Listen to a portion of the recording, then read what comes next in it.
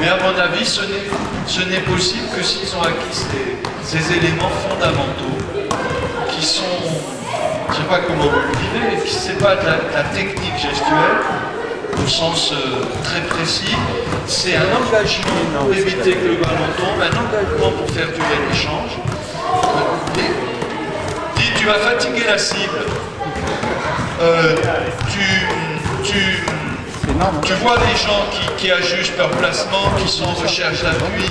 S'il n'y a pas ça, s'ils restent comme ça, ils ne pourront rien faire. C'est une disponibilité d'appui. Qu'est-ce que c'est? C'est en gros, avec ma motricité quotidienne, à la limite, je fais ça. Alors que si je joue à demain, je vais rentrer dans une motricité d'appui et de posture. Je ne sais pas si vous avez vu quand je joue, je peux me mettre en difficulté. Je peux réagir parce que je me déplace vite et que j'ai des postures qui me permettent. Quand tu n'as pas assez, toi cet arrière-plan postural, équilibrateur qui te permet de jouer partout, tu peux rien faire. Parce que les débutants, ils ne s'envoient pas de haute balle. Donc ce qu'on va demander à des enfants, donc tranquille, c'est moi je suis attaquant. Mais oui, forcément. Je le savais, un truc ça complémentaire. Moi je suis attaquant, j'ai un petit terrain. Donc mon petit terrain c'est bleu et les balises. Et lui il a un terrain qui est quand même beaucoup plus grand. Donc moi je suis de son niveau, l'idée c'est ça, on met les niveaux, je suis de son niveau, mais je dois avoir une grande victoire. Et lui il essaie de renvoyer les balles dans mon terrain. Donc moi je suis tranquille, j'ai un petit terrain, lui il a un grand terrain. Là je suis sur le contre, où je différencie attaquer, défendre, et celui qui défend, il est obligé de relancer en termes de sport co. Non seulement il est que le ballon tombe dans son terrain, mais en plus il doit, en défendant, renvoyer la balle dans une zone précise, qu'on appelle une relance, tout en défendant, d'accord? Et là, normalement, je dois l'obliger à être en crise spatio-temporelle. Par contre, si je n'ai pas bien compris et je lui envoie la balle sur lui, il n'est pas en difficulté, il me renvoie la balle. Donc je dois comprendre qu'il faut que je joue sur les espaces du terrain que je n'ai pas moi. Il faut que je l'excentre complètement. Mais là, c'est comme du badminton, du tennis. Mais là, c'est qu'il comprenne bien ce que c'est qu'attaquer. Et je dois, normalement, l'obliger le plus souvent possible à jouer en manchette. Parce que là, la manchette devrait devenir obligatoire. Parce que même en foutant le genou au sol, tu ne peux pas jouer à deux mains. Voilà, bon, bah, on essaie tranquille, sachant que moi, normalement, je dois gagner. Et il est infériorisé. Et justement, il est infériorisé, il le sait, mais lui, il doit résister. C'est-à-dire, lui, il évite la rupture de l'échange. Si possible, pendant 5 minutes. Et moi, j'essaie de créer la rupture le plus tôt possible. D'accord? Bah, engage. Allez, go. Attends. 1-0. Les miens n'existent plus. Tout lui qui engage.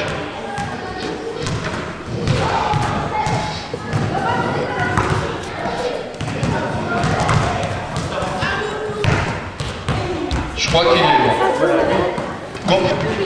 Là, il est gaz et là, il utilise la manchette. Et là, s'il n'est pas... Les postures sont importantes. Voilà, c'est ce genre de choses. Et là, vous lui faites 3 minutes. Comme il bouge bien, mais ça va chauffer quoi les gens. Et là vous voyez comment il est en posture impeccable et tout, comment il est obligé d'utiliser la manchette. Bon, il joue super bien. Mais ça avec les gamins, tu comprends que je ne peux faire ça que quand les gamins savent faire ça, sinon je peux le faire, mais ça va être une cata. En gros, c'est différent, mais c'est un peu la même chose que s'il devait défendre et relancer en même temps sur un passeur. Sauf que c'est trop compliqué encore, le passeur, tout ça. Donc, la relance, il doit la faire en résistant aux agressions et en relançant vers une zone prédéterminée.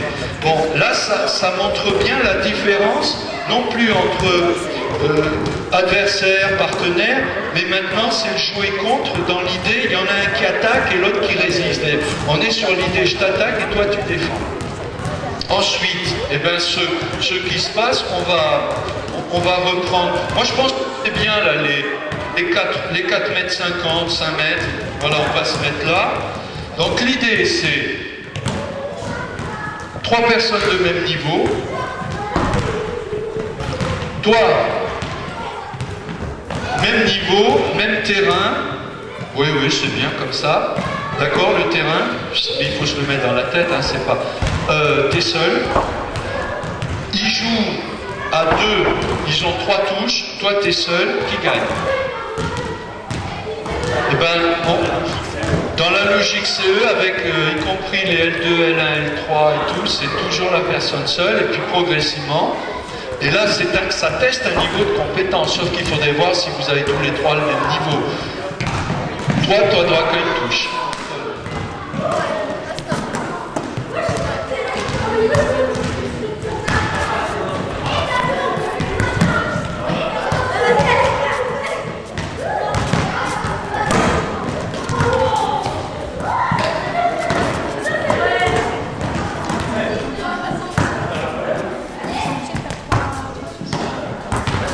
Ah, et puis ça joue, hein.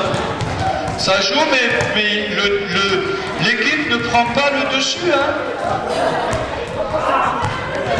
Voilà, il a fallu 6 attaques, 7 attaques, mais normalement, dans l'idéal, dès la première attaque, ils doivent te mettre en crise spatio-temporelle telle que tout seul, même si tu plonges, t'es battu.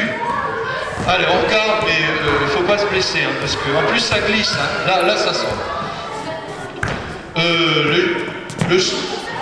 C'est l'idée, même tactiquement, bon bah qu'est-ce qu'on fait? Donc s'il vient pas au contre, on met la balle presque au-dessus du fil, plutôt que d'attaquer, je casse le poignet ou je kick. Mais toi tu sais, tu peux voir qu'elle va kicker.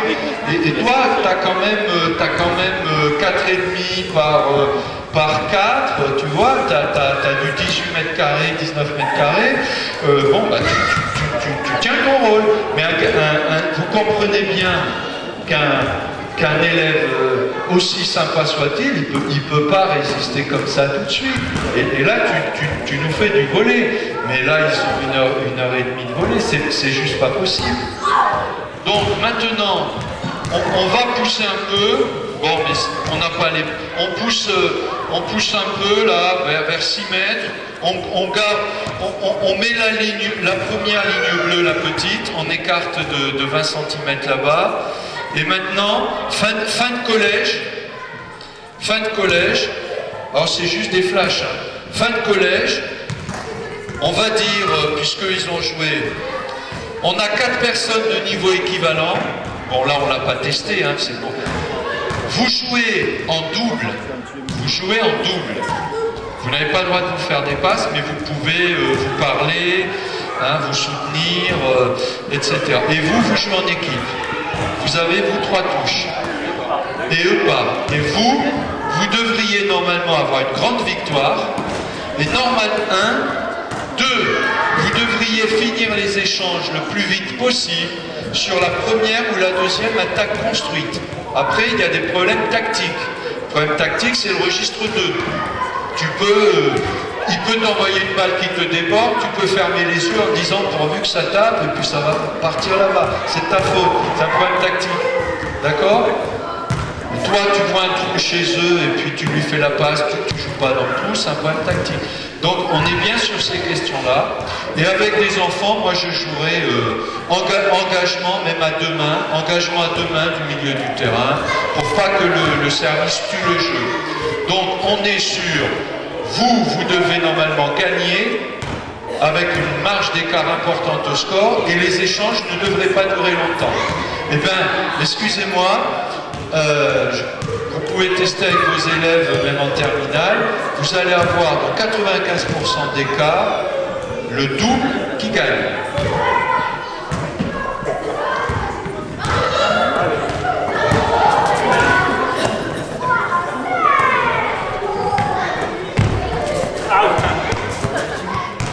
L'idée c'est quoi? C'est que tant qu'on n'a pas construit un certain nombre de repères, de communication, c'est plus difficile de jouer en 3 touches dès qu'il y a un incident que de renvoyer directement. Et pourquoi les gamins ils jouent en renvoi direct?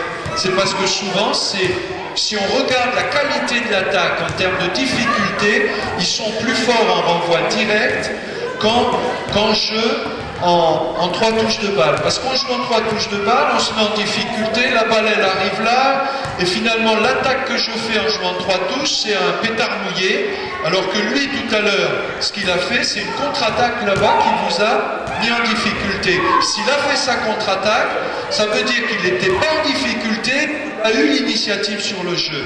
Or, si on joue en 3 touches, on doit aller, pas forcément tapant comme un malade, mais on doit, ou à la limite, ils ne peuvent même pas réussir à renvoyer, donc à résister.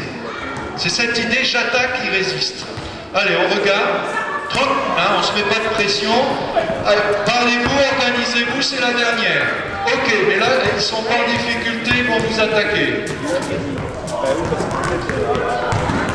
Ok, en plus, il occupe de la place au fil. Hein. Donc, à vous de voir tactiquement. Attention, c'est la dernière. Ok. L'idée de l'équipe, ça a l'air idiot, mais il faut que les élèves le comprennent, c'est que eux, quand ils défendent là, ils doivent attaquer de l'endroit où ils sont défendus. Alors que vous pouvez défendre là à l'arrache, tu te fous par terre, si vous vous organisez bien, tu réattaques de là où tu peux attaquer de là dans des super conditions. Et c'est ça qu'il faut, c'est utiliser la possibilité de construire pour systématiquement les mettre en crise spatio-temporelle ou en rupture.